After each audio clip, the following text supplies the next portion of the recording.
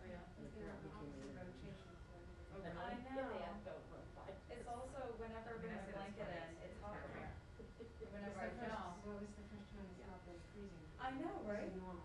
Yeah. This is lovely. Truly.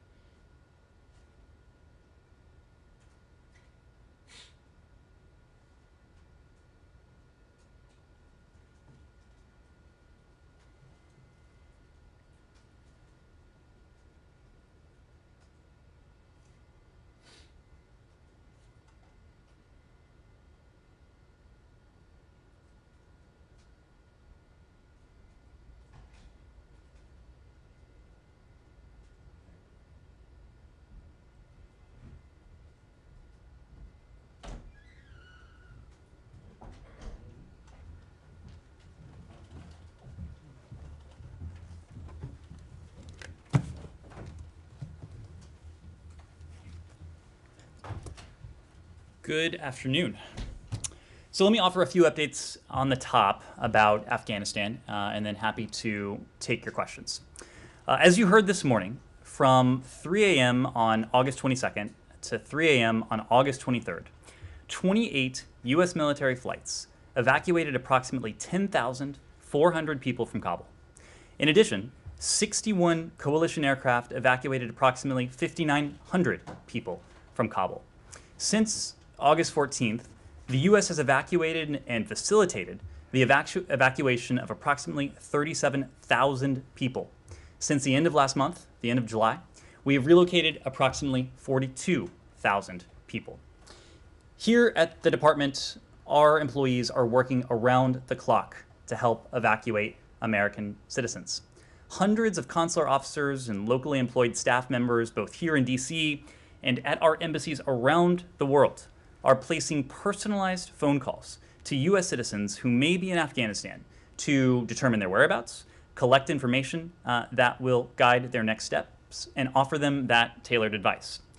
Our team made several thousand calls over the weekend, and those efforts continue. We're extremely proud of the volunteerism we're seeing across the State Department right now, with hundreds of employees answering the call to serve to help their fellow Americans and our Afghan allies. The telework tools that we have all mastered in the face of a global pandemic mean that we can mobilize our human resources located around the world, and that is just what we've done. So far, officers from the U.S. missions in Mexico, Canada, Brazil, and India are assisting, as well as many consular staff from this building and from throughout the Washington, D.C. region. I want to take a moment and give special thanks to the locally employed staff members who've stepped forward to help with this effort.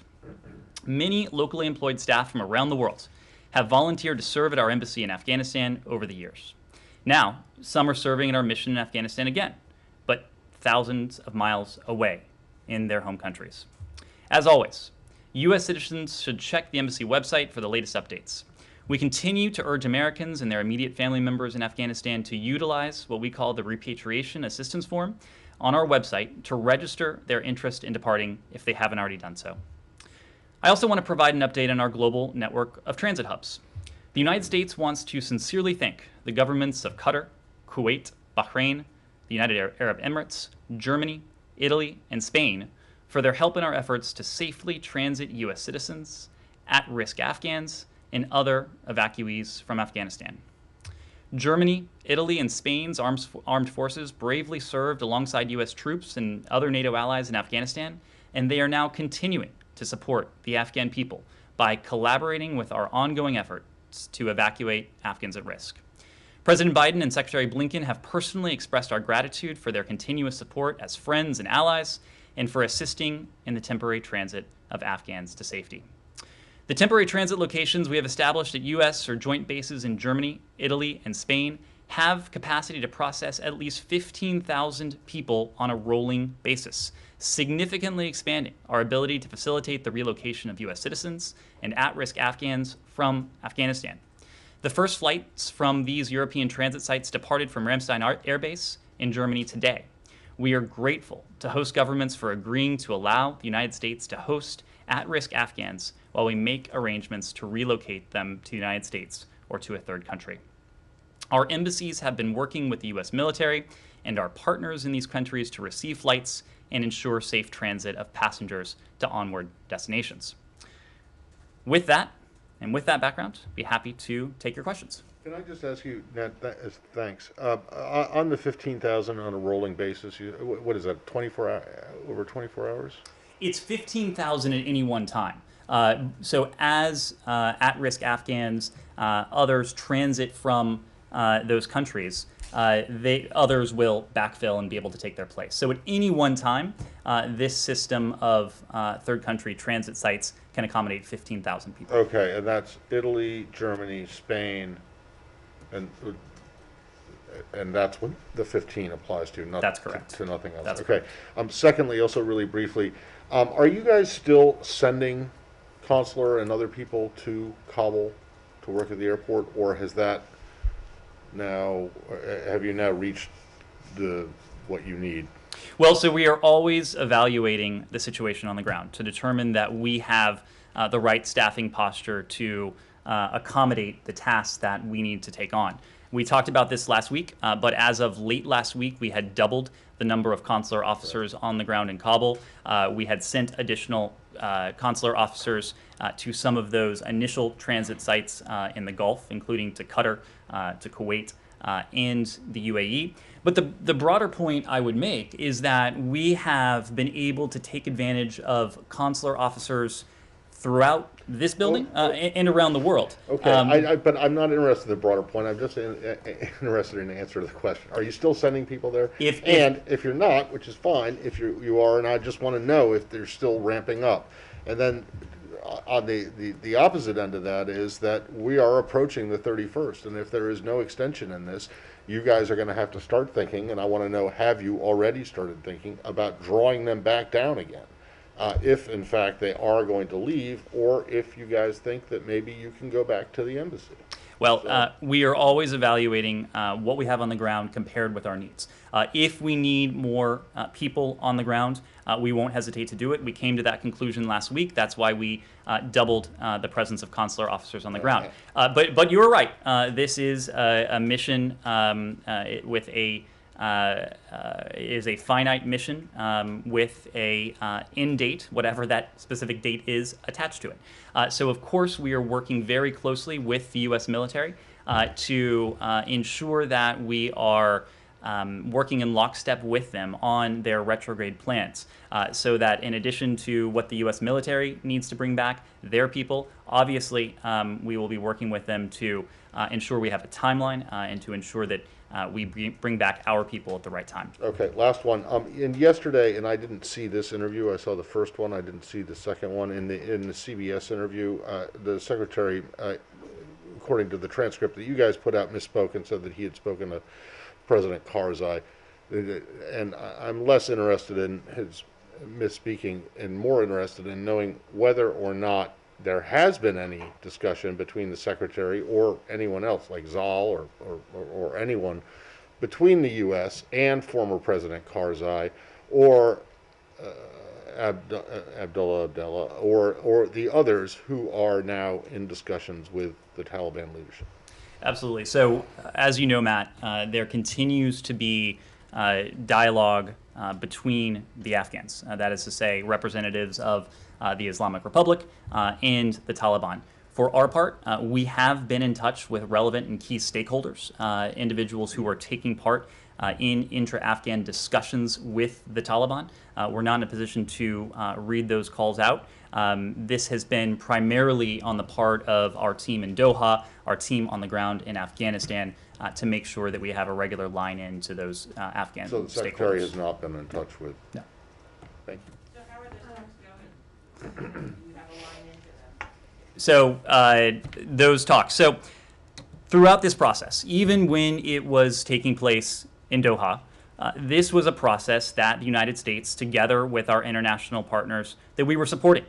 We were never part of the intra-Afghan dialogue, never part of the intra-Afghan negotiations.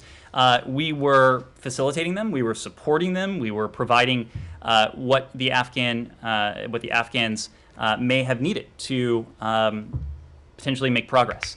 But we were not formally part of that dialogue and those negotiations for a simple reason, because both the United States and our international partners concluded that any political outcome needed to be Afghan-owned and Afghan-led. That remains the case today. So yes, we are absolutely in contact with the Taliban through political channels, through diplomatic channels, military channels as well. We are absolutely in continued contact with representatives of the Islamic Republic and stakeholders who are part of this ongoing dialogue. And what we're doing now is doing all we can to encourage a peaceful and orderly transition to an inclusive government with broad support. This is what we have been focused on in terms of how we are working with the parties, what we are communicating with the parties, what we're conveying to them.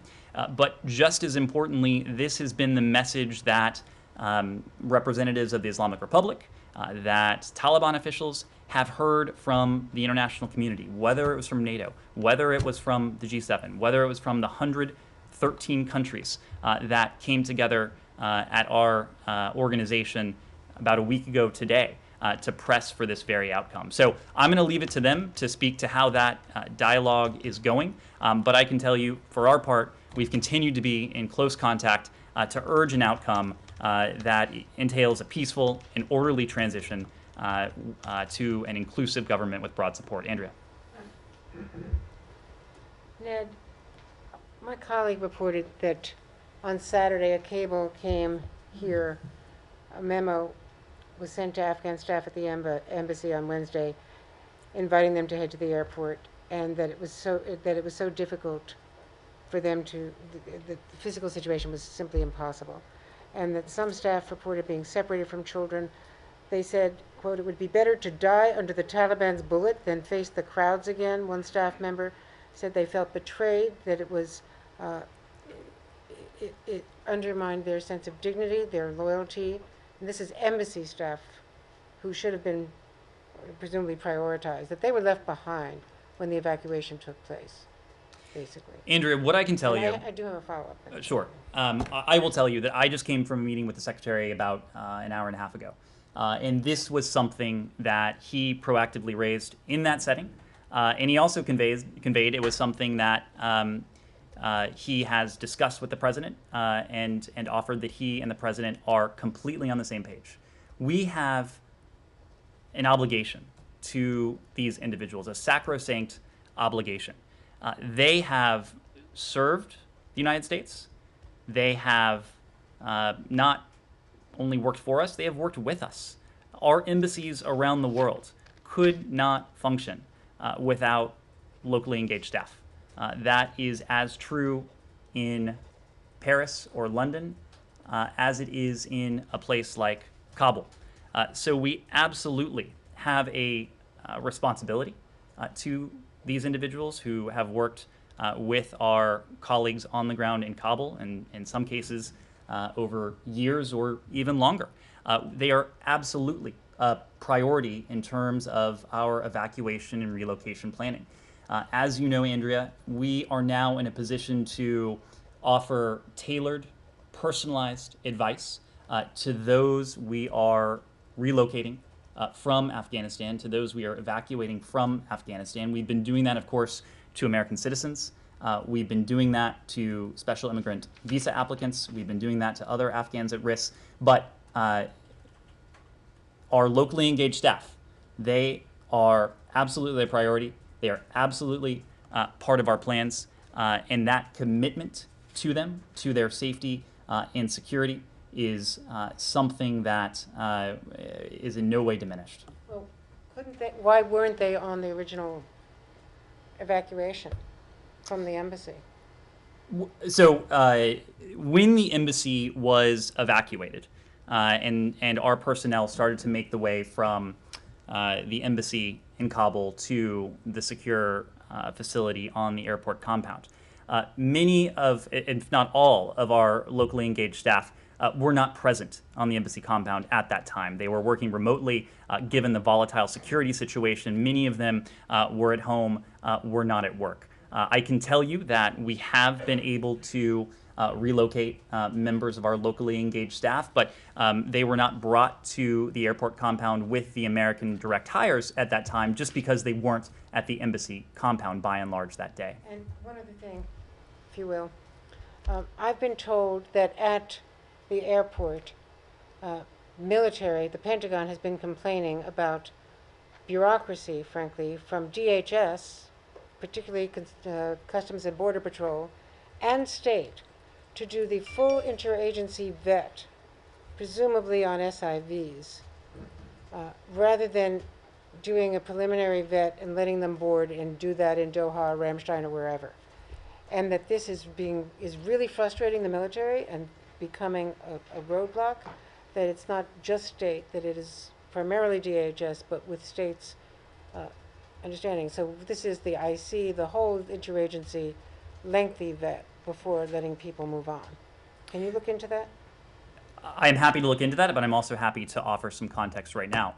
You look at where we are in terms of really the metric that matters, the number of people we have been able to bring to safety over the past 24 hours, from 3 a.m. to 3 a.m. yesterday to today. And you see a story of remarkable progress.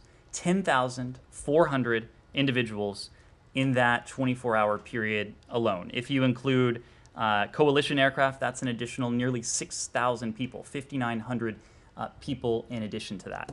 If you look at the sum total since August 14th, again, it's 37,000 people. That doesn't answer the specific question as to whether more could be moved more quickly. Well, because capacity is now exceeding the numbers that are being loaded, we understand. And let me get to that. Those numbers, I should add, also are in the context of an operation that is just over a week old. It was a week ago that the airport compound was secured and that this operation was able to begin in many ways in earnest. Now, when it comes to SIV applicants, the SIV applicants that we have prioritized at this stage are those applicants who have received initial vetting. So the vetting has taken place in recent days, weeks, months, in some cases. Clearly the others. So this is not happening at the airport compound. No, I know. I'm talking about this larger population who have somehow gotten into the airport and can't be boarded because of interagency bureaucracy that involves the State Department. And I'm asking a policy question. Beyond are they armed and do we know who they are or can they prove who they are? Why do we have to do this entire, and I presume it's several day vet if it is all these agencies, including the IC? Well, I'll make a couple points. It is true that before anyone is brought to the United States, that person But I'm talking about a undergoes. third country. I'm not talking about to the United States. I understand. I understand. But before anyone is brought to the United States, that person would undergo a rigorous vet. That includes intelligence. It includes law enforcement, counterterrorism professionals, to ensure that we are being faithful to the high and rigorous security standards.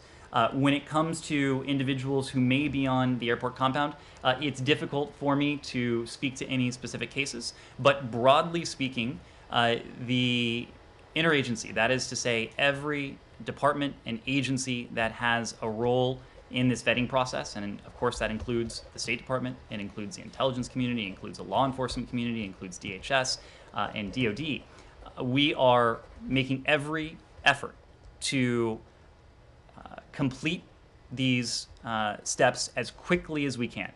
Because when it comes to the vetting that is taking place at those transit points, that vetting will then allow us to bring individuals to the United States once it's completed and bring additional people out of Afghanistan.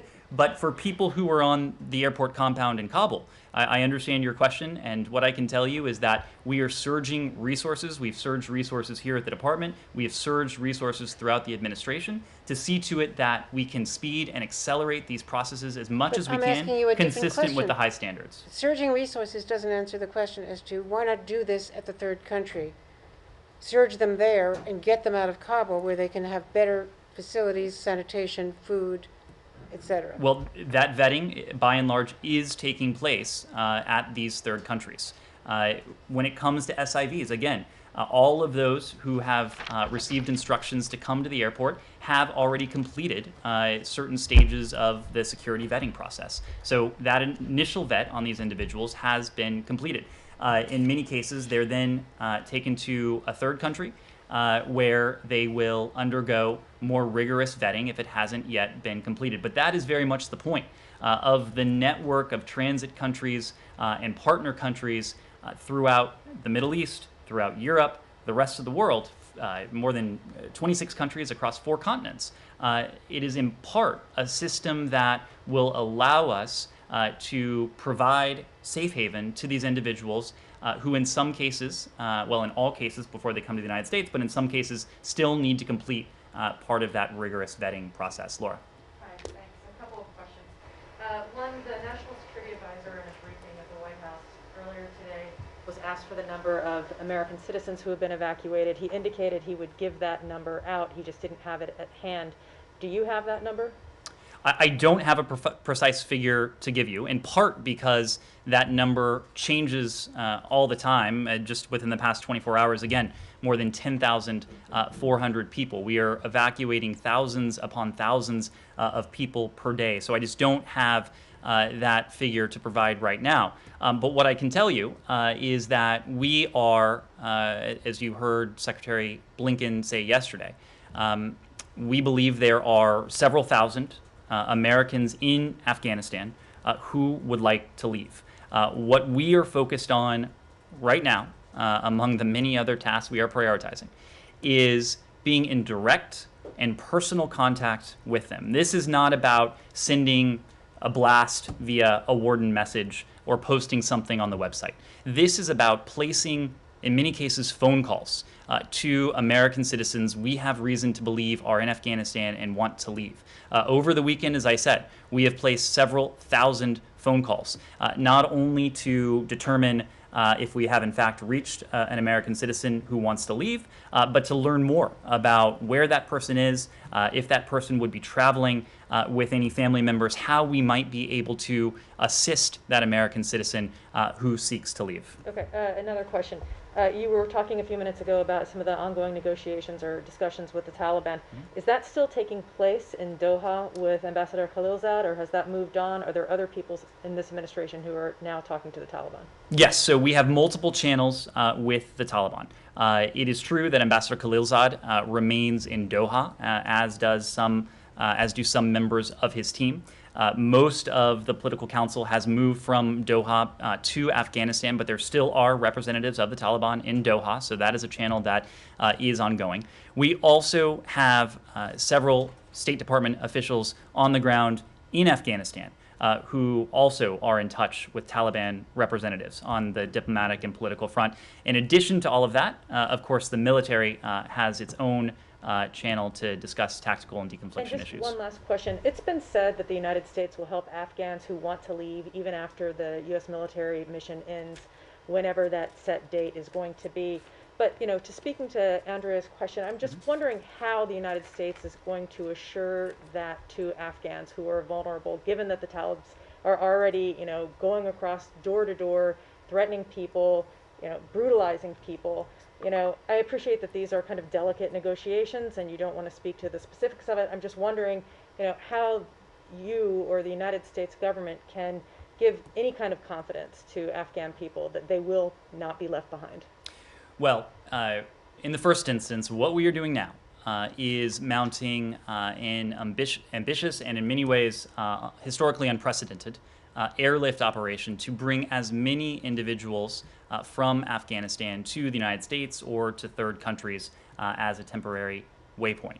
Again, the progress we've made in terms of how many individuals we are now able to bring to safety every day, I think tells the story of this department, of the Department of Defense, of our interagency partners, throwing everything we have. That's going to end when the military mission ends, and so Well, that's the but question. what does not end when the military mission ends is our commitment to at-risk Afghans. Exactly. So how do you well, let me make bolster that commitment? let me make a couple points. And again, I don't want to delve into hypotheticals as to what that end date might be or what the details of it might resemble. But let me make a couple points. One, the Taliban has agreed and committed to provide and to permit safe passage. Safe passage for, if you listen to their statements at least, to Americans, to third country nationals, and to Afghans. This is the message that they have said publicly. This is the message that the United States and our closest allies and partners, in fact, more than half of the world's countries have signed on to, in terms of making clear to the Taliban that they have a responsibility to provide this safe passage, and that together we will hold them accountable if they do not. As with all Taliban commitments, we are focused on deeds, not words. What matters to us is the follow-through. What matters to us is the follow-through both now, before August 31st, and the follow-through after August 31st. Let me make another point. The Taliban has also said publicly that they want an Afghanistan that has a relationship with the rest of the world. They want to ensure that that Afghanistan, under a future Afghan government, is not the pariah that it would become in certain circumstances. The fact is that this cannot happen without a functioning airport, a functioning state, a functioning economy, a government that has some semblance of a relationship with the rest of the world needs a functioning commercial airport. We are in discussions with the Taliban on this very front. They have indicated to us in no uncertain terms that they seek to have a functioning commercial airport. So that is our hope and expectation, that there is a functioning commercial airport. What we know, coupled with that, is that these guarantees of safe passage, these commitments to safe passage, don't have an expiration date. So it certainly stands to reason, and we will hold the Taliban to this. The rest of the world will as well. That individuals who seek to leave after the U.S. military is gone will have an opportunity to do so. Our commitment to the Afghan people doesn't end in that sense. Our commitment to the Afghan people won't end in the sense that our humanitarian commitment will remain as well. Yes. Well, I just don't really understand, you know, what commercial airlines would go into an airport that's run by a terrorist organization, as the U.S. considers it, and the UN, What can you tell us about your talks with the Taliban or with NATO, with Turkey, with anyone else about taking over the airport? And the UN has also called for an air bridge for humanitarian aid. What can you tell us about that? Well, I can't go into private discussions, but what I can say, I can acknowledge that this has been a topic of discussion with the Taliban.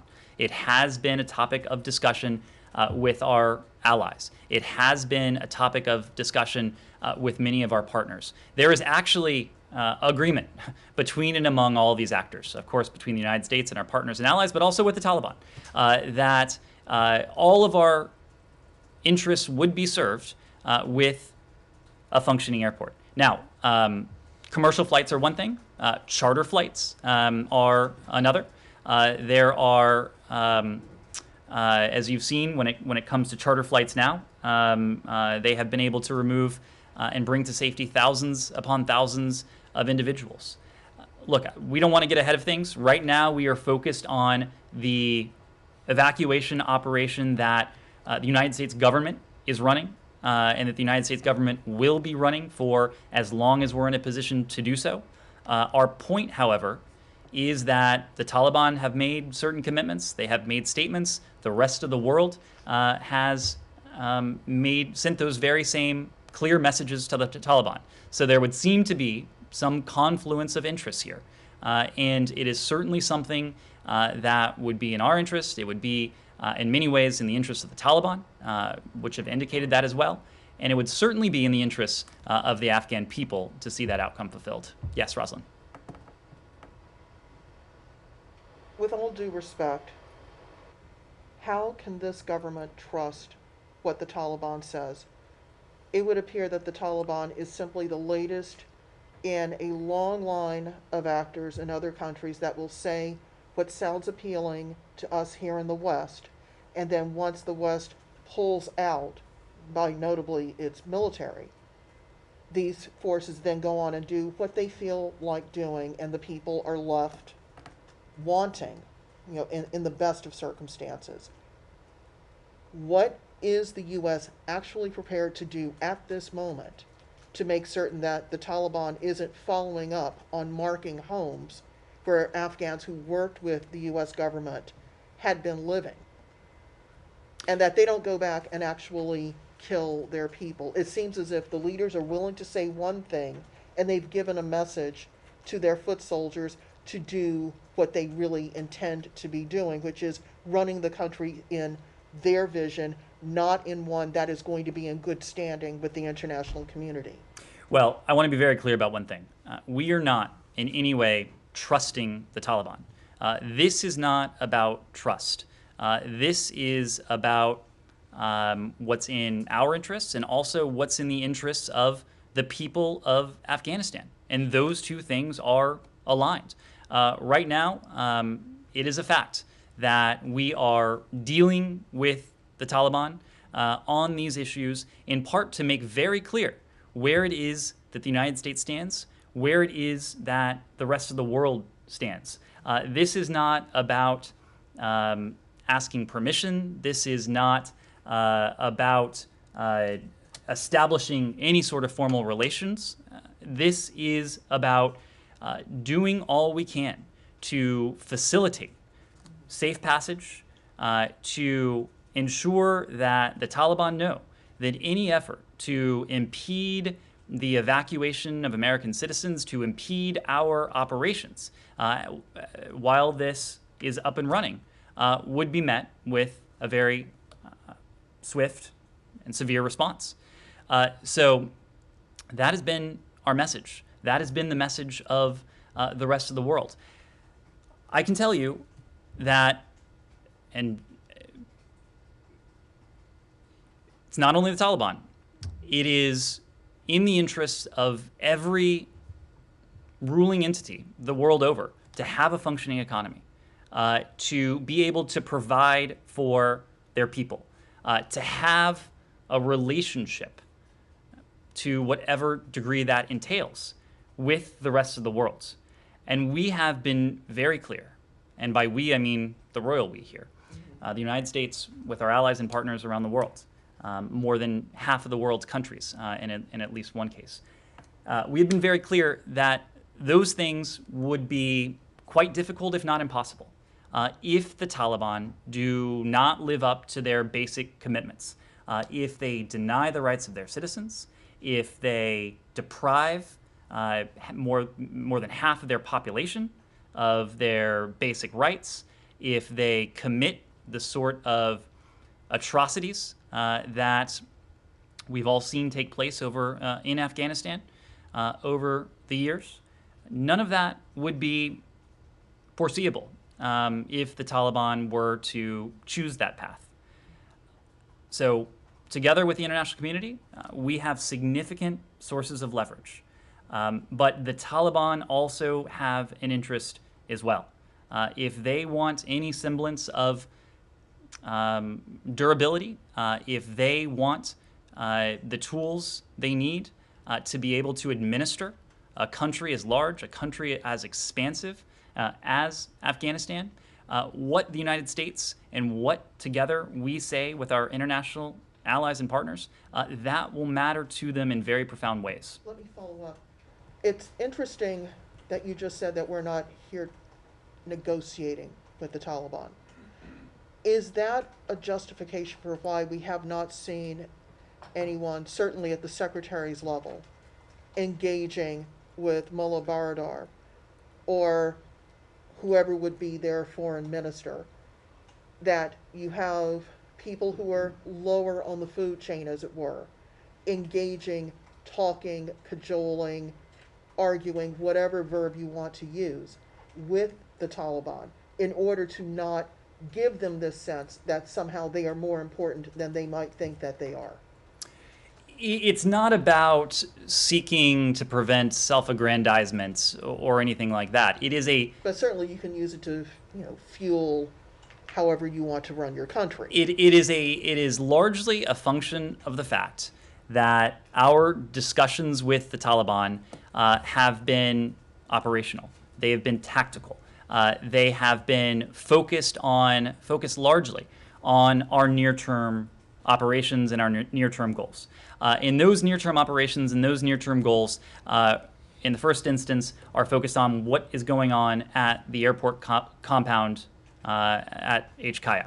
That is what we are focused on at the moment. Now, it is true that we have begun with our allies and partners in various fora, NATO, G7, through bilateral dialogue and multilateral diplomacy as well at various levels, to begin to have conversations about what the international community would want to see of any future government in Afghanistan, and to be very clear about what would be unacceptable to us. We have done that publicly. It is true that over the course of many months, the Taliban certainly have a good sense of that from private discussions that have taken place in Doha. None of this will come as a surprise to them. But when it comes to the political outcome, that is something that in the first instance we are establishing common expectations, establishing shared concerns, shared goals, and shared outcomes, not with the Taliban, but with international allies and partners. Knowing that when we approach the Taliban together as a bloc of many of the world's most powerful and influential countries, that what we say will have outsized influence. It's always important what the United States says. It is going to be even more influential when we speak with one voice with our closest friends and allies. One final quick point.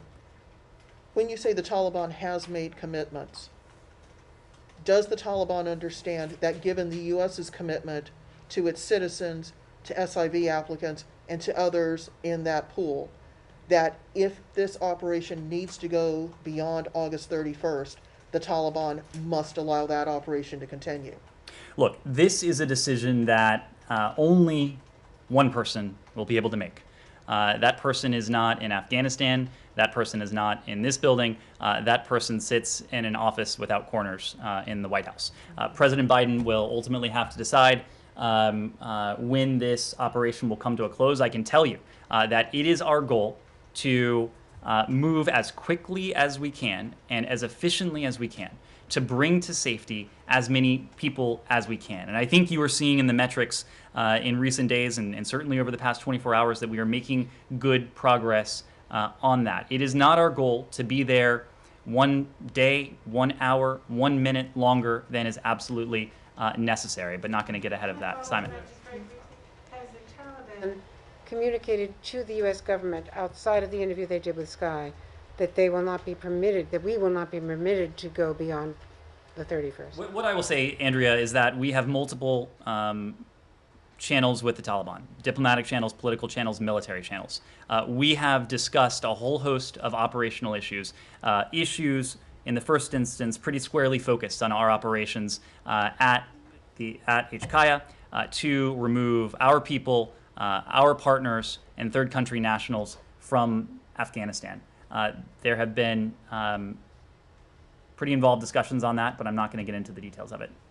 You were talking about in response to the question about treatment of civilians, you're using the kind of phrasing, if the Taliban does this, acts in a certain way, it's sort of conditional on their behavior going forward. But doesn't that sort of give an impression that you're, there are already reports, for example, from before they even took Kabul that, massacres of Hazara men that Amnesty recorded last week, there are a lot of those reports already out there. So, you're sort of offering them a clean slate in a way by saying, if they behave in such a way going forward, these are the potential carrots and sticks that we have. And, in addition to that, everything we're hearing at the moment, or a lot of it is coming out of Kabul.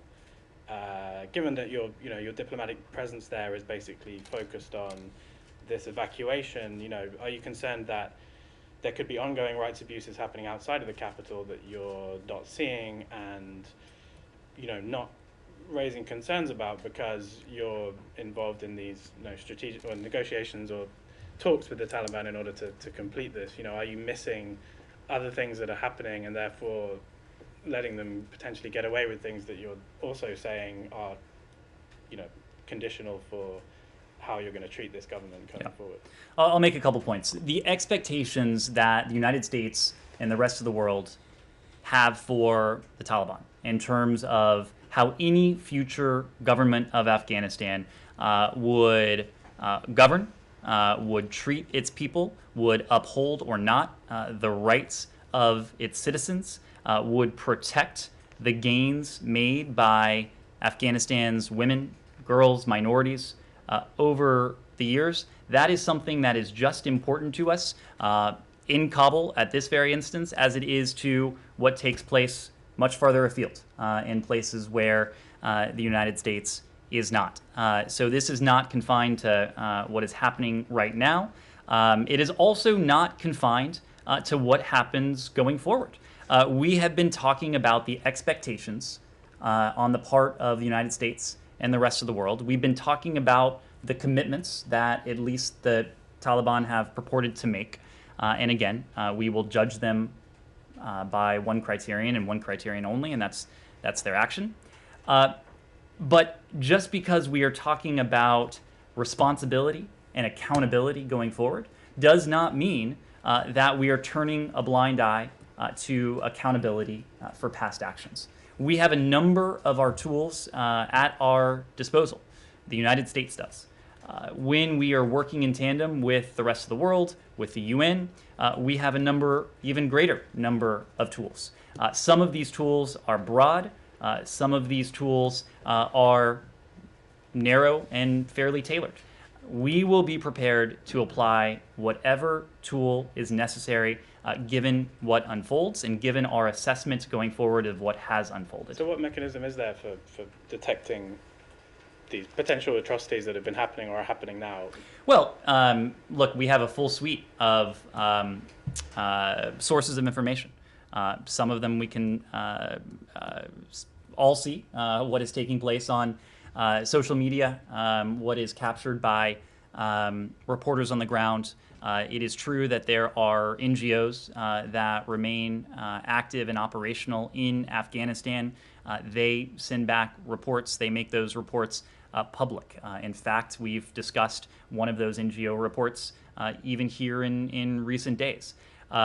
We have other assets at our disposal too that will give us and our allies broad insight into what is happening. So there will not be any impunity. There will not be any effort, any willingness on the part of the United States to turn a blind eye.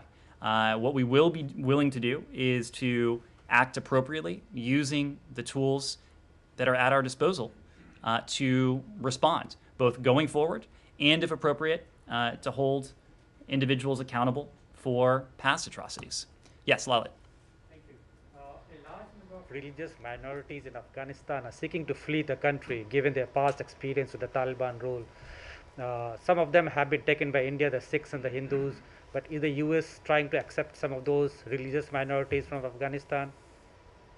So, Lalit, we are prioritizing for safe relocation a number of individuals. We have, of course, talked about American citizens, our locally engaged staff who worked with us at the embassy, SIV applicants, but then there's a much broader category of at-risk Afghans.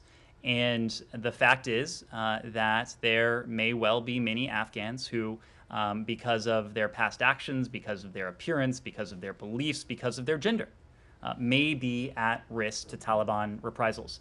We have at our disposal a number of avenues to help those individuals. First is refugee status. And there are a couple different refugee statuses that are applicable here. They're tiered by priorities. Priority 1, referral status, would be appropriate in some instances for the kinds of people you described. Priority 2, refugee status. This is a status that you heard the Secretary announce in the Afghan context from this podium a few weeks ago. May also, in some cases, be appropriate for individuals who fall into the categories you described. So we are committed to helping as many Afghans at risk as we possibly can. But I also don't want to leave you or anyone with the impression that the only way to help is to put someone on a plane. Again, our commitment to the people of Afghanistan will endure long beyond August 31st. We will be in a position to continue our humanitarian support to the Afghan people, which over the course of years has been in the billions of dollars, $3.9 billion since 2002. We announced more than $250,000 in June alone.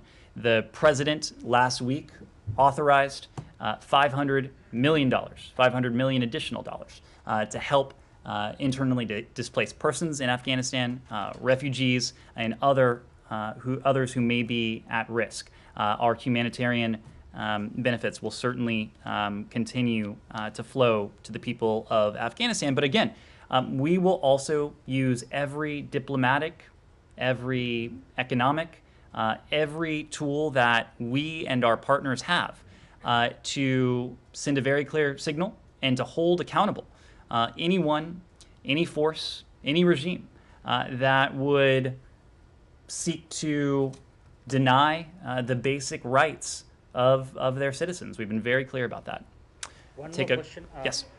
Can you give us a sense of the role Ambassador Jalil Khalilzad is playing right now? What he's doing in Qatar?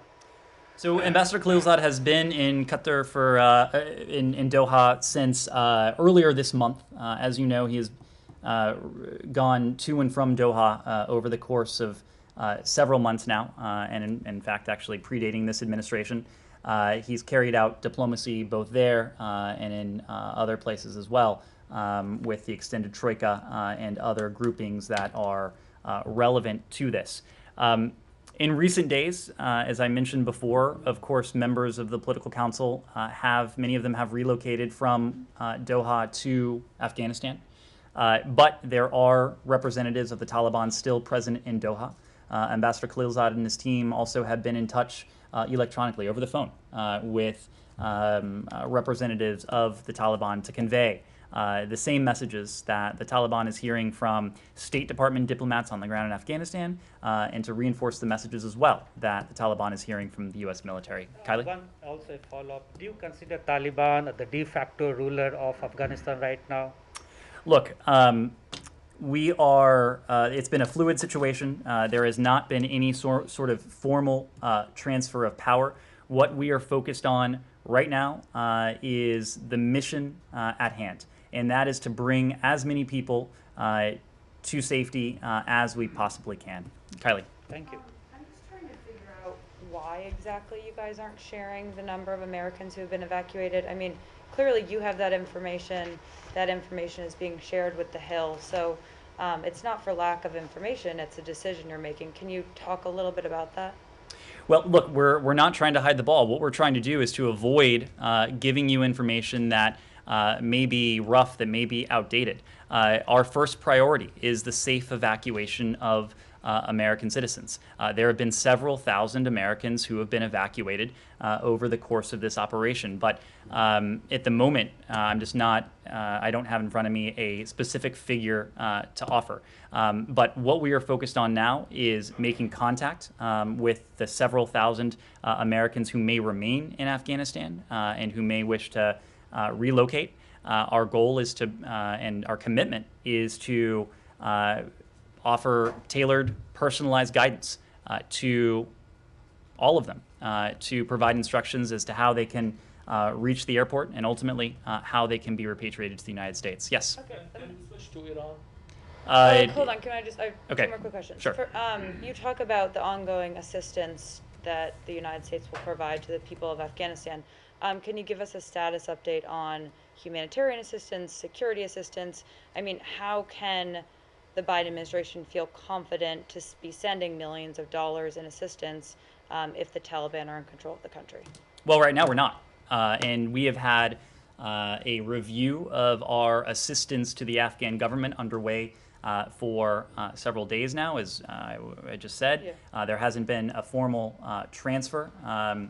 And so we will cross that bridge as the situation develops and as we do our own evaluation about what is in the interests of the Afghan people, what is consistent with our own interests and our values as well. But just as we do in countries around the world, we can provide humanitarian assistance to the people of Afghanistan, leaving aside any assistance to an Afghan government. That is what we have done. That is what we've continued to do. As I mentioned, President Biden only recently authorized $500 million additional dollars in support for vulnerable Afghans, including internally displaced persons inside the country, for refugees. This is on top of the hundreds of millions of dollars that we have allocated towards the people of Afghanistan this year alone. And Yes. how are you getting that money into the country right now, given the security situation? So there are still NGOs that are operating on the ground, just as we do around the world. We have implementing partners who are active, to whom we can provide assistance, and they in turn can administer that assistance. So we still do have partners on the ground in Afghanistan. Yes, please. Have you heard any words from the new Iranian president regarding the talks in Vienna? Look, we have made very clear that it remains profoundly in our national interest to seek to effect a mutual return to compliance of the JCPOA. It remains in our interest for a simple reason, because a mutual return to compliance would once again subject Iran to the most rigorous, most intrusive inspections regime ever negotiated. It remains in our interest to see to it that Iran is permanently and verifiably prevented from obtaining a nuclear weapon. I know that the new government in Tehran is still in formation. They have decisions to make about their orientation, not only towards the international community, but specifically towards diplomacy in the context of Vienna, and diplomacy to see test the proposition that we can effect a mutual return to compliance. So I will leave it to the Iranians to speak to where they are on this. We have made very clear where we are on this, and our allies and partners in the P5+1 context have made that very clear as well. And one more, Hezbollah is trying to import fuel oil from Iran to Lebanon to face the fuel crisis there. Do you have any reaction to that? Well, again, all of the sanctions that are in place on Iran remain in place when it comes to petroleum, when it comes to oil. That has not changed. Yes, please. So, I yeah, have a Belarus question, but I'll go Okay, after. on Iran, yeah, the Israeli Prime Minister will be coming to Washington, and he will meet President Biden on Thursday. According to multiple media reports, he has a new Iran policy to introduce to President Biden. Do you believe this plan could be an alternative to what has been happening for the few months?